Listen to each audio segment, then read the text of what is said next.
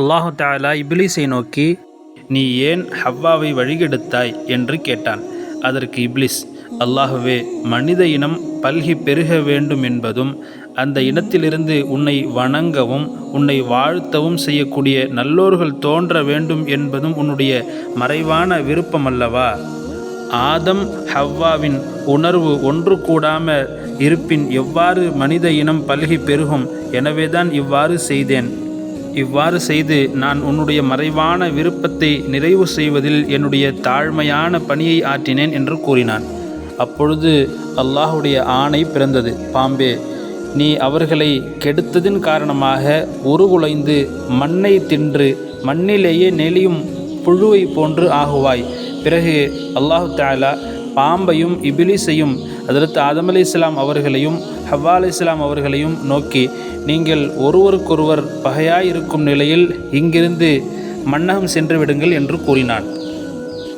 கேட்ட ஹஜ்ரத் ஆதம் அலைஹிஸ்ஸலாம் அவர்கள், எல்லா புகழும் அல்லாஹுக்கே, அவன்தான் உங்களுக்கு பகையாயிருக்கும் நிலையில் என்று கூறாததற்காக என்று சொல்லி இறைவனுக்கு நன்றி செலுத்தினார்கள். அப்பொழுது அல்லாஹு தஆலா மீண்டும் ஹஜ்ரத் ஆதம் அலைஹிஸ்ஸலாம் அவர்களையும் ஹவ்வா அலைஹிஸ்ஸலாம் அவர்களையும் நோக்கி, மண்ணால் படைக்கப்பட்ட நீங்கள் மண்ணுக்கே திரும்பி விடுங்கள். என் சிறப்பின் மீது ஆணையாக நீங்கள் மண் மீது உயிர் வாழ்வதை துன்பமாகவே காண்பீர்கள். அங்கு நீங்கள் உங்களின் நெற்றி வியர்வையால்தான் உங்களின் உணவை ஈட்டி உண்ண வேண்டியிருக்கும். உங்களில் தவணை வரும் வரை நீங்கள் அங்குத்தான் வாழ்வீர்கள் என்று கூறினான். அது கேட்ட ஹஜ்ரத் ஆதம் அலைஹிஸ்ஸலாம் அவர்கள் இனிமேல் தங்களுக்கு சுவனம் மீள வழியில்லையோ என்று எண்ணி மிக துயரத்தில் மூழ்கி அழுதார்கள். அப்பொழுது அல்லாஹு தஆலா அவர்களை நோக்கி, நீங்கள் இனிமேல் பூமியில்தான் வாழ்வீர்கள், அதில்தான் மரணிப்பீர்கள். பின்னர் நீங்கள் மீண்டும் பூமியில் நின்றும் எழுப்பப்படுவீர்கள் என்று கூறினான்.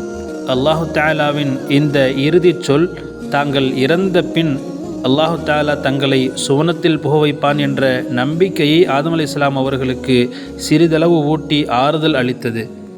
அப்பொழுது அல்லாஹு தஆலா ஹஜ்ரத் ஆதம் அலைஹிஸ்ஸலாம் அவர்களை நோக்கி, தன் நண்பனை நேசிக்கும் ஒருவன் அவனின் வார்த்தைகளை நம்புவான், அவனுடைய செயல்களை பொருந்திக் கொள்வான், துன்பம் நேர்ந்த பொழுது முணங்காமல் கடினமாக உழைப்பான் என்று அறிவுரை பகர்ந்தான்.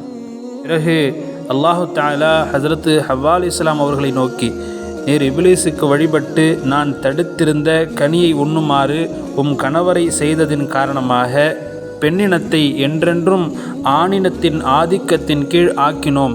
நீங்கள் பிள்ளை பெற்றின் போது பெரிதும் வேதனையுறுவீர்கள்